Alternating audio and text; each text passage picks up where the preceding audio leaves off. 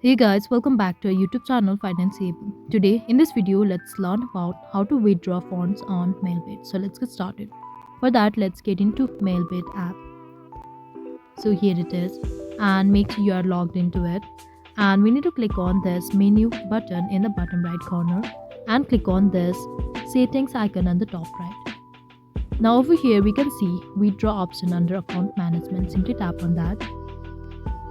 Now we need to choose the methods of payment here. Let's go for sale pay.